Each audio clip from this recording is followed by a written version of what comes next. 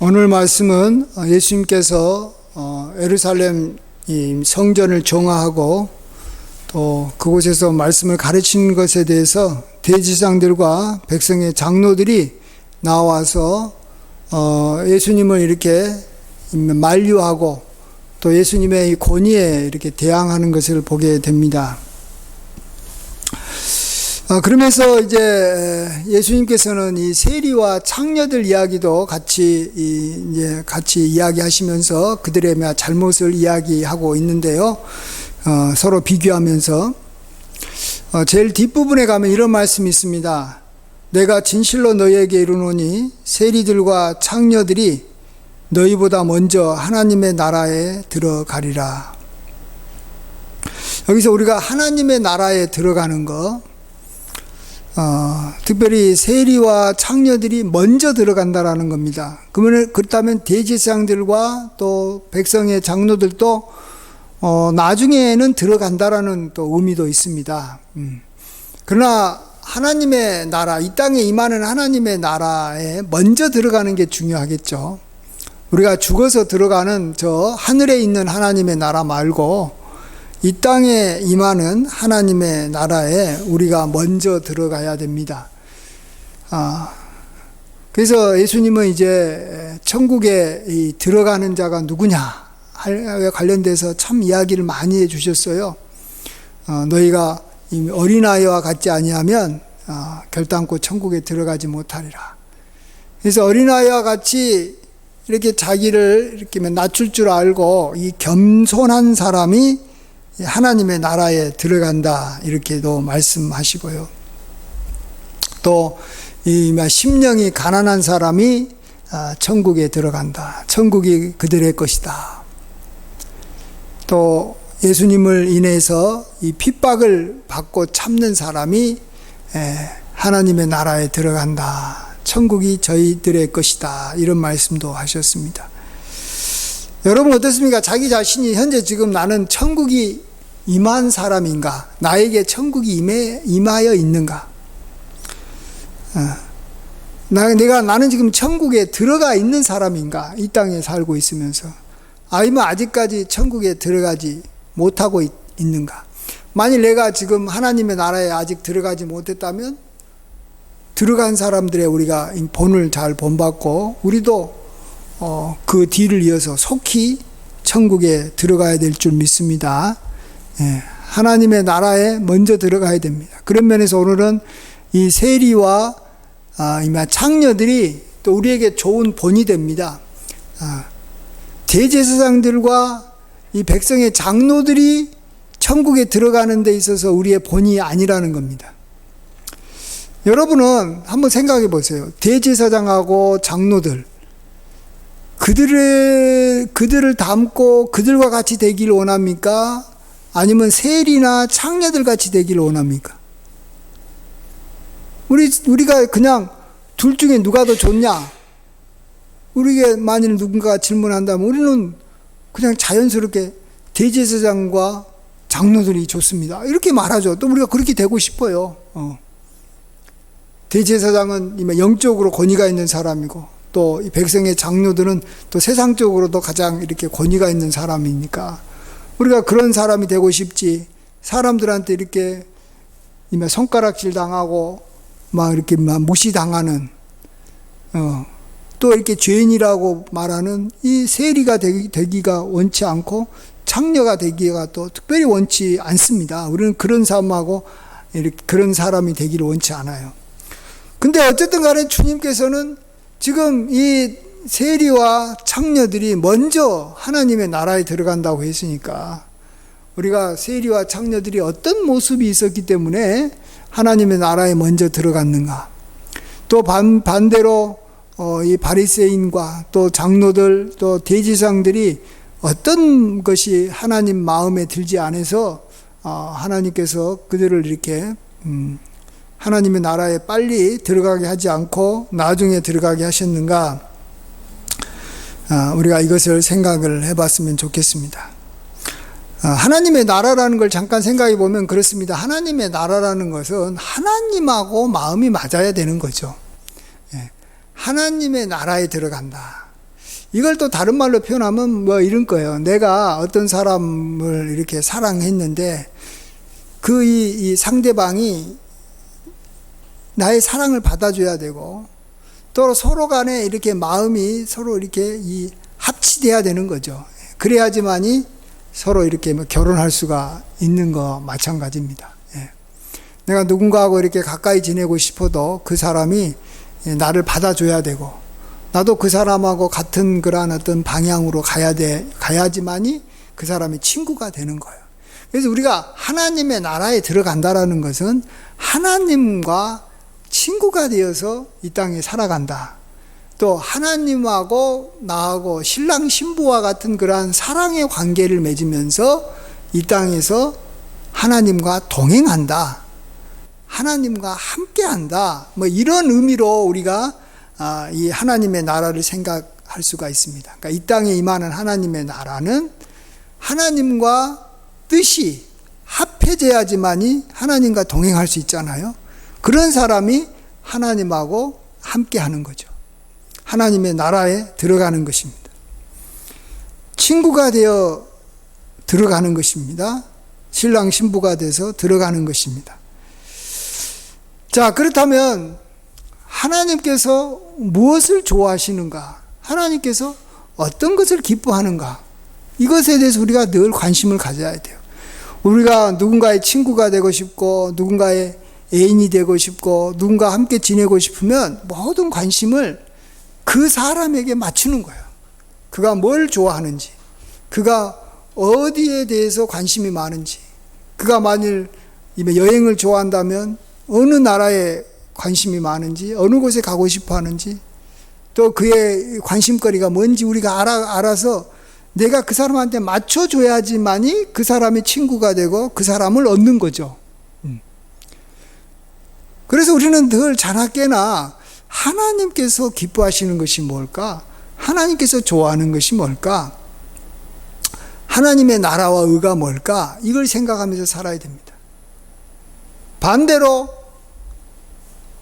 하나님의 나라에 들어가지 못하는 사람의 특징이 뭐냐 그러면 자꾸 자기 생각을 하나님 앞에 강요해가지고 내 생각대로 하나님이 나를 따라와라라고 하는 거예요.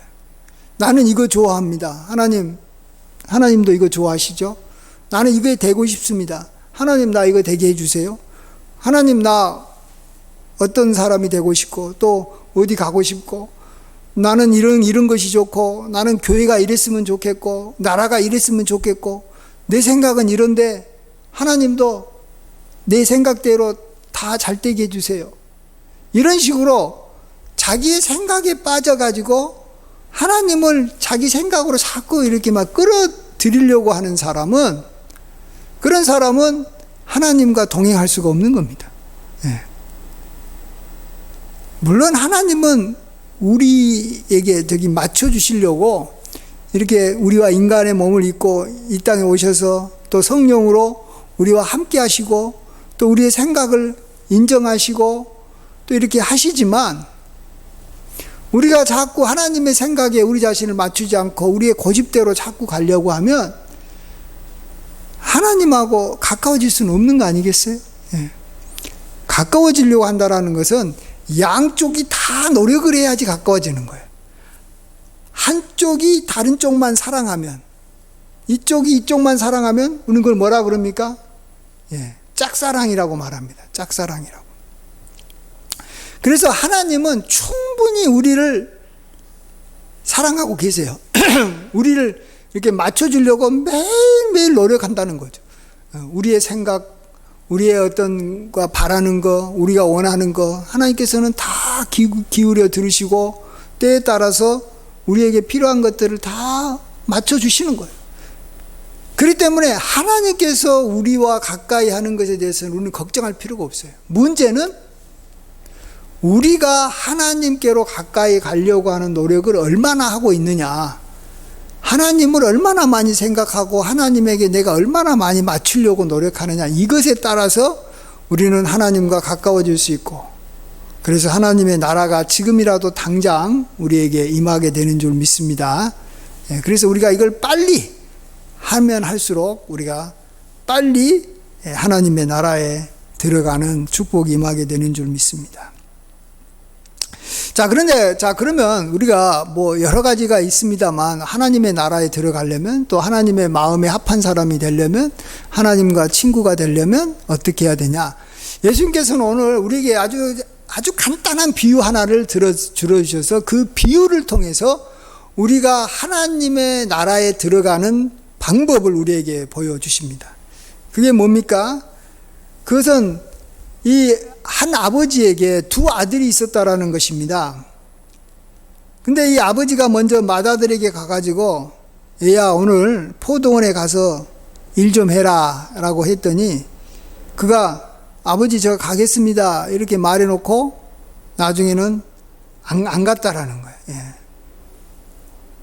근데 이 둘째 아들은 반대로, 둘째 아들에게 가가지고 아버지가 야 포도원에 가서 일 좀 해라 그러니까 처음에는 실소이다 이렇게 하였다가 그 후에는 뉘우치고 갔다라는 것입니다. 이 둘 중에 누가 아버지의 뜻대로 행했느냐, 이렇게 물자 둘째 아들이라는 거예요. 그러니까 아버지의 뜻은 뭐예요? 포도원에 가서 일하는 거예요. 그런데 그 뜻에 맞추는 사람이 누구예요? 둘째 아들이에요. 그러니까 둘째 아들이 먼저, 이게 이제 하나님의 나라에 비유한다면 둘째 아들이 먼저 하나님 나라에 들어간 거죠. 예. 아버지의 마음, 하나님 아버지의 마음에 맞추어서 행동을 하게 되면 그 즉시 그 그 아버지하고 가까워지게 되고 아버지의 나라에 들어가는 거죠. 아버지 마음에 합한 자가 되는 것이고 아버지와 함께 하는 것이 아니겠습니까? 자, 근데 그러면 이 비율은요, 간단하게 생각하면 이렇습니다. 첫째는 아버지의 뜻대로 행하지 않았고, 둘째는 아버지 뜻대로 행했다라는 겁니다. 그래서 우리는 둘째와 같이 살면 되는 거예요. 간단해요? 그러면은 첫째하고 둘째 차이가, 아버지 뜻대로 했다, 아버지 뜻대로 안 했다, 물론 그걸로 차이가 나겠지만 왜 첫째는 아버지 뜻대로 안 하고 둘째는 아버지 뜻대로 했을까? 여러분 어떻게 생각하세요? 저는 성경에 보면 사실 둘째에 대해서 성경은 굉장히 좋게 많이 이야기합니다. 이 가인과 아벨 같은 경우도 가인이 그 형이잖아요. 아벨이 동생이고. 누가 더 이렇게 하나님의 뜻에 합했냐 그러면 형보다는 동생이에요. 아벨이에요. 또 이 이삭에게 두 쌍둥이 아들이 있었는데 먼저 태어난 애가 에서고 둘째 태어난 애가 야곱이잖아요. 근데 하나님 마음에 합하고 하나님께서 기뻐하는 사람은 야곱이에요. 둘째예요. 그러면 무조건 이 둘째가 되면 아버지의 뜻대로 행하고 아버지의 나라에 먼저 들어가고 그냥 이렇게 받는다 이렇게 볼 수가 있는데, 근데 우리가 또 일상 삶에서 보면요, 실질적으로 그렇지는 않아요. 첫째 아들이 부모님에게 효도도 잘하고 부모님 마음에 합하고, 둘째 아들은 이렇게 망나니가 돼가지고 아버지 어머니 마음을 속썩이고 계속해서 힘들게 하고 어렵게 하는 둘째 아들이 굉장히 많이 있습니다. 저는 사실 둘째.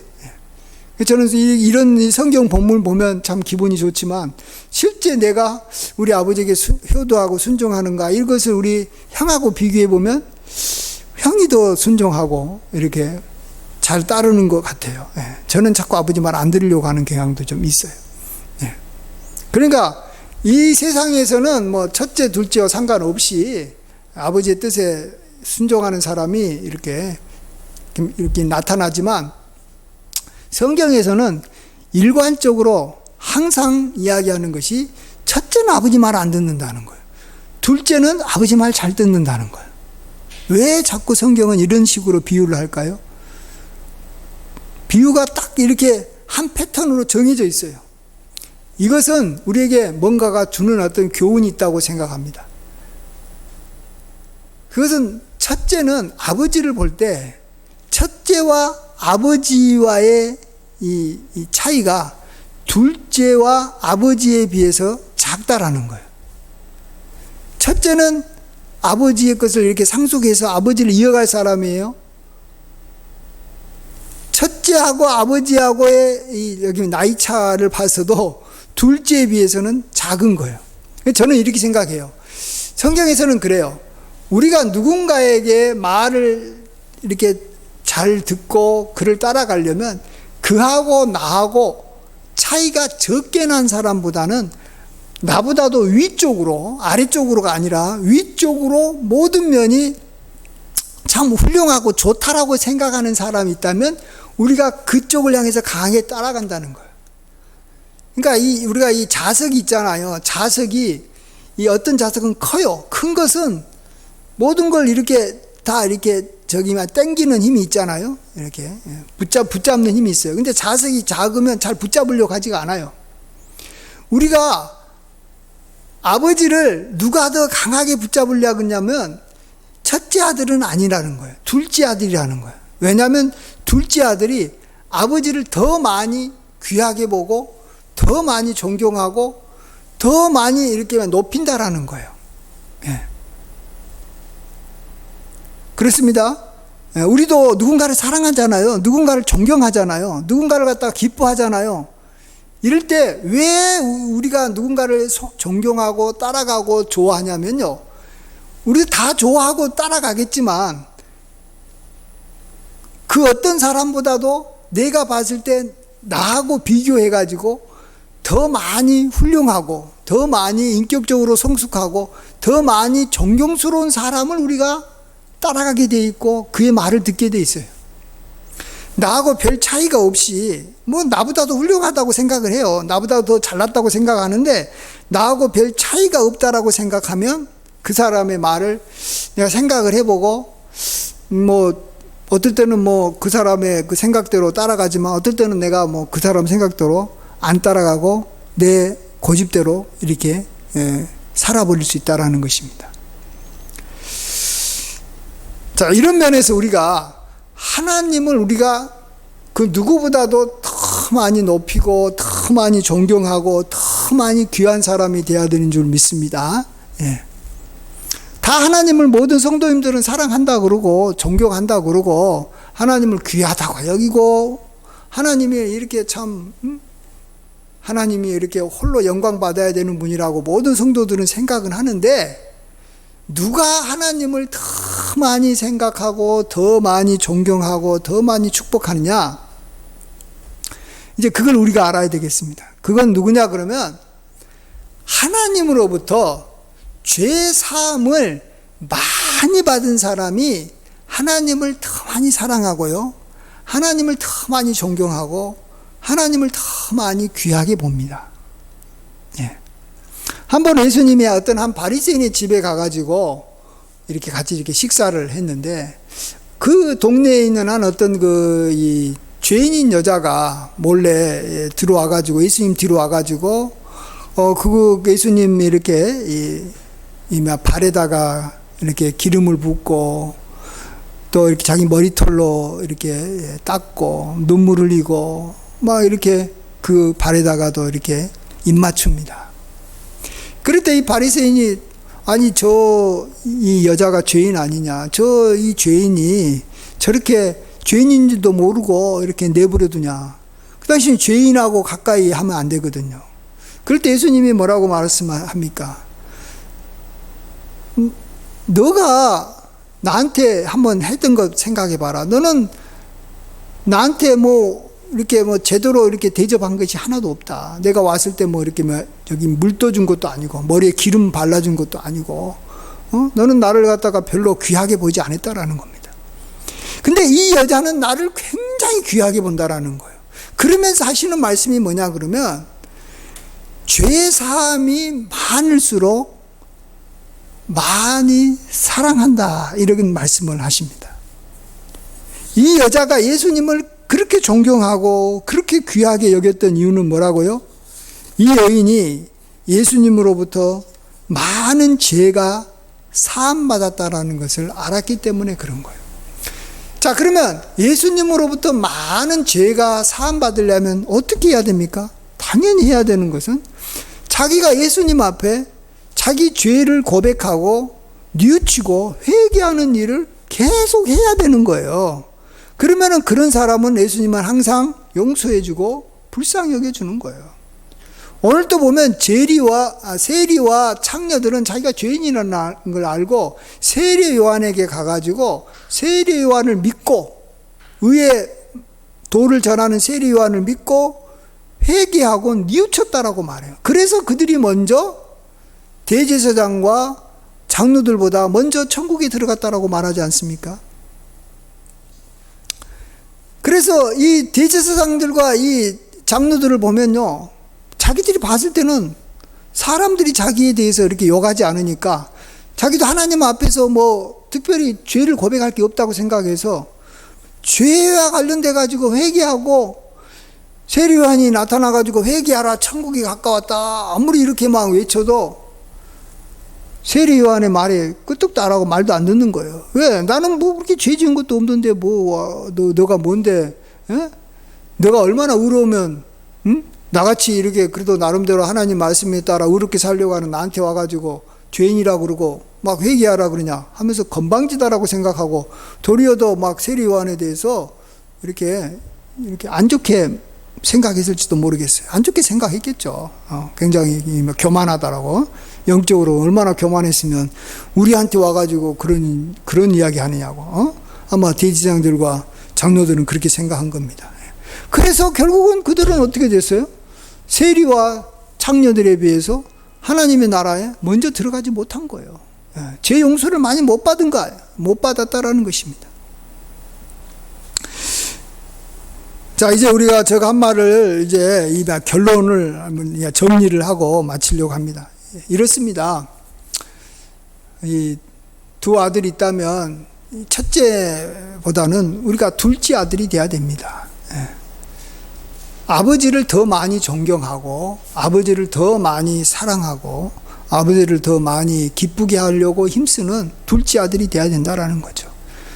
그러려면은 아버지가 자기 눈에 귀하고 아름답게 보이고 존귀하게 보여야 돼요. 첫째는 아버지가 귀했지만 둘째 아들만큼은 귀하게 보이지 않은 거예요. 높아 보이지 않은 거예요. 그러니까 결국은 말 안 듣는다는 거죠. 말 안 듣는 이유는 뭐예요? 그가 그렇게까지 내가 뭐 내 생각을 갖다가 이렇게 접어 놓으면서까지 순종할 만큼 귀한 대상이 아니라는 거예요. 자, 그렇다면 우리도 이제 하나님 앞에서도 우리가 정말로 하나님을 더 사랑하고 우리가 하나님을 더 존중히 여기고 이전보다 더 하나님을 더 이렇게 기쁘게 하고 하나님을 우리가 더 이렇게 높이면서 살아야 되는데 그리하려면 어떻게 해야 된다고요? 자기의 죄를 끊임없이 하나님 앞에 이야기하고 죄 용서를 받는 삶을 우리가 많이 살아야 된다. 많은 죄가 사함받아야지만이 나를 그렇게 사랑해준 주님을 더 사랑하는 것이고 주님과 나와의 간격이 이 바다처럼 바다가 얼마나 거리가 뭡니까? 그 먼 바다처럼 하나님이 나하고 어마어마하게 차이가 나 보인다는 거예요. 우리가 의롭게 사는 것에 만일 포커스를 맞추고 산다 보면요, 우리가 하나님하고 점점 거리가 없어지는 거예요. 우리가 하나님을 거룩하다라고 한다는 것은 하나님과 나하고 온전히 구분된다라는 뜻입니다. 그래서 우리가 또 거룩한 삶을 살아야 되겠지만 사실은 거룩한 삶을 살기 위해서 더 중요하고 더 전제가 되는 것은 뭐냐 그러면 내가 죄인이라는 걸 인정하고 나의 죄를 찾아서 내가 끊임없이 하나님 앞에 나의 죄를 자백하는 삶을 살아야 되는 거예요. 그러면 하나님은 나에게 거룩해지고 더 거룩해지고 더 거룩해지면서 하나님의 의롭고 존귀한 분이고 나는 죄인이고 나는 이렇게 비천한 자가 돼서 하나님과 어마어마한 차이가 생기게 되고 그 어마어마한 차이가 생기니까 하나님을 그 누구보다도 더 존경하고 사랑하게 되는 거예요. 마치 어떤 이 공간에 이렇게 진공 상태가 넓은 곳에 진공 상태가 되면 그곳에 이 바람이 강하게 들어갑니다. 그러나 이곳에 이렇게 뭔가가 이렇게 채워져 있으면 이렇게 뭔가가 들어가지를 못해요. 비어져 있어야 돼요. 우리가 죄인으로서 인정함으로써 우리 자신을 극도로 하나님 앞에 낮추고 있어야지만이 하나님의 은혜가 우리 속에 강하게 들어오는 것입니다. 하나님의 나라가 속히 우리에게 임하는 줄 믿습니다. 우리가 그래서 하나님의 나라가 임하는 데 있어서는 절대 대제사장들과 장로들이 우리의 본이 되어서는 안 되는 것이고, 하나님의 나라와 연관해서는 세리와 창녀가 우리에게 본이 되는 사람들이다라는 것입니다. 그들의 특징은 뭐예요? 한마디로 죄인이고 자기 죄를 인정하고 늘 회개했던 사람, 회개했던 사람이라는 뜻이에요. 그런 우리가 돼서 우리는 하나님의 나라가 중요한 것은 빨리 임하는 것이고 강하게 임하는 것이고, 하나님과 우리는 더 강한, 더 사랑하고 더 가까운 친구가 되는 귀한 역사가 저와 여러분에게 온전히 임하기를 간절히 축원드리겠습니다. 기도하겠습니다. 아버지 하나님, 하나님의 나라에 우리가 속히 들어가기를 원합니다. 우리가 하나님의 뜻에 합하고 하나님께 순종하고 하나님이 기뻐하는 사람으로 살기를 원합니다. 하나님은 의인을 부르러 온 것이 아니고 죄인을 불러 회개케 하러 오셨는데, 우리가 하나님 앞에 죄인으로 나타나기를 원합니다. 이 죄인 하나님 앞에 늘 서 있사오니 주님께서 우리를 불쌍히 여겨주시고 용서하여 주심으로 우리가 죄사함을 받고 속죄함을 받고 내가 주님을 더 사랑하고 주님 앞에 온전한 예배와 온전한 이 믿음의 고백을 하며 살게 도와주시옵소서. 하나님을 이전보다 더 많이 높이고 더 많이 사랑하고 더 많이 존경하고 더 하나님을 경외하는 저희들이 되게 하여 주시옵소서. 하나님과 가까워지고 하나님의 나라가 임하고 하나님이 늘 우리와 동행하는 복된 인생으로 살아가게 하여 주시옵소서.